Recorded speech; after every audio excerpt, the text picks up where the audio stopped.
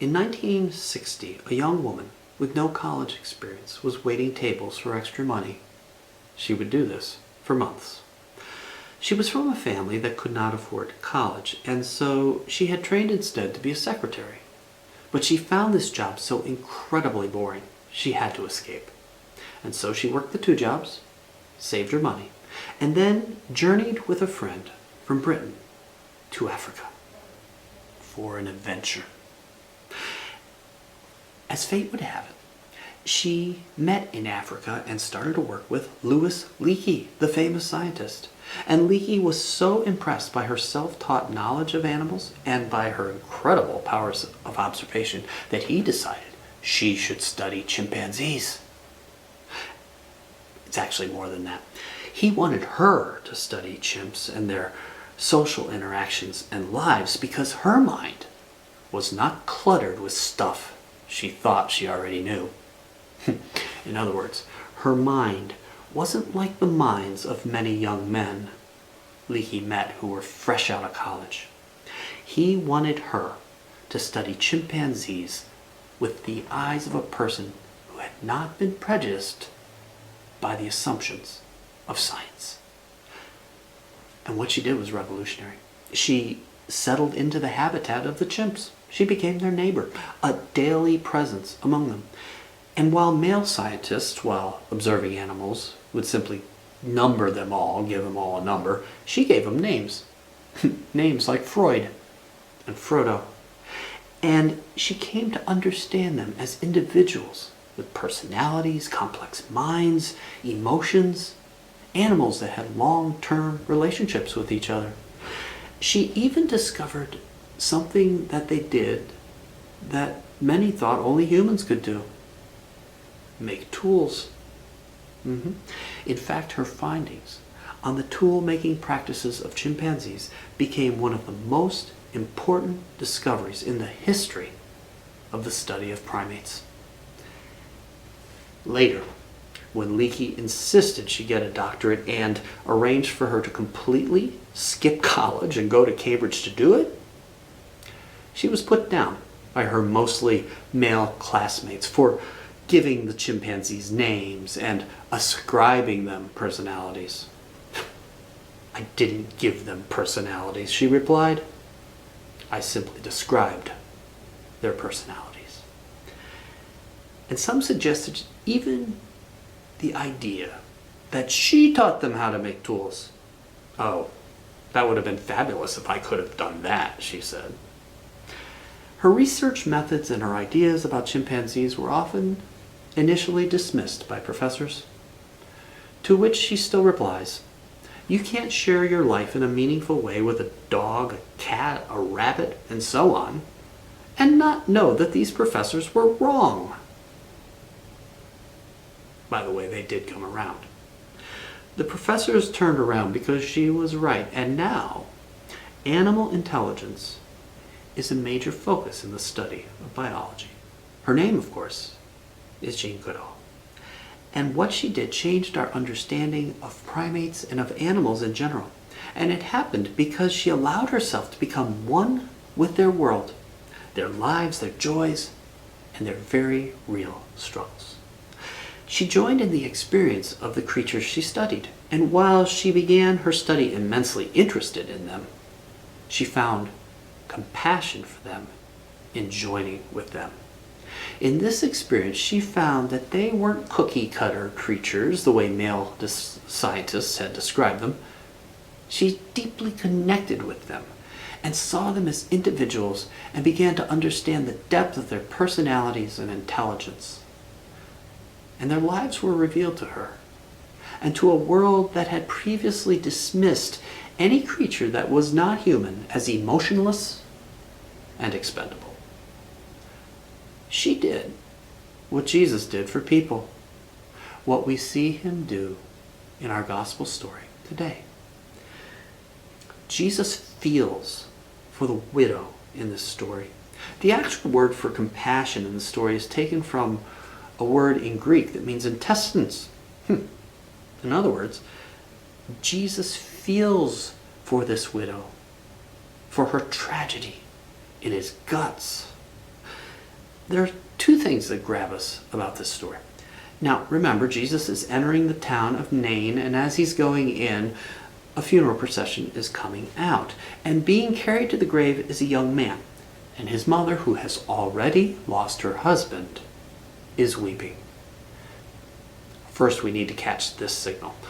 A woman deprived of men in her immediate family was at a huge disadvantage in this time. Losing her son meant losing everything and journeying through life truly alone. Women generally could not hold property and could not work for a living. Death was leaving her bankrupt, both emotionally and physically. The second, Jesus takes action. He's not asked to do anything. He sees this woman and he feels for her in his guts, in his soul. And whether this is a product of God-given ability or training or a bit of both, well, his compassion and the restoration of her son are the product of his deep understanding of her plight. He joins in her experience and has no choice but to act.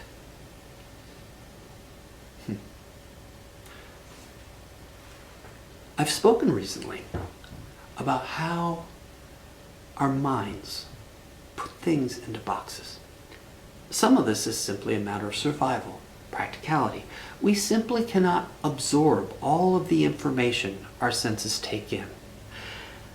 My professor, the great Leonard Rubinstein, used to say that if we looked out the window and truly saw every leaf, every blade of grass, every cloud, every detail of every branch, squirrel, sidewalk, and so on, all at once, our brains would explode.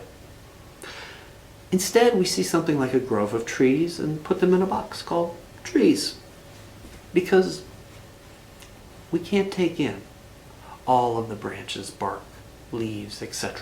at once. And our mind does this with people too. We put them in boxes. The countless people out there that we only glimpse occasionally, or those people we simply don't know. And this can allow us in a way to dehumanize them, to make grand generalizations about them, the rich, the poor, the political left or right, the people of other countries, and so on. When this happens, the negative result can be that we have less compassion for these people because, well, we've put them in a box. Our assumptions about them become facts in our minds. We think we already know everything about them. But the truth is, we haven't entered their experience. We make them into flat characters instead of complete beings, and when we do that, we make them into beings whose experiences, thoughts, opinions, and feelings can be tossed aside. And that is not the way of Jesus. Jesus felt compassion for the widow in his innermost being, and he understood her. Every person on this earth is the way they are for a reason. From the person willing to sacrifice their life in a non-violent fashion for a cause, to the terrorist. From a person who's driven only to get more for themselves, to the person who simply wants to live in a hut and walk through the forest. From a person who could walk past a desperate woman burying her son, to the person who has no choice but to act. This doesn't make what everyone feels or does right. Of course not by a long shot. But what it does mean is that how someone acts, if we have compassion for them, can become understandable. If we will allow ourselves to listen, learn, and understand those we do not know or don't like or agree with, we will find that we have compassion for them. And that will change us.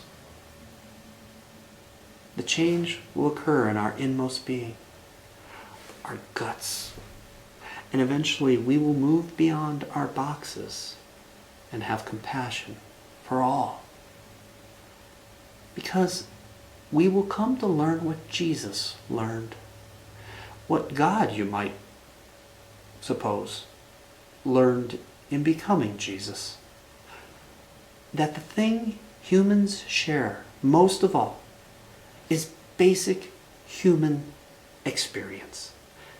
The experience of life, joy, love, sadness, pain, and yes, loss.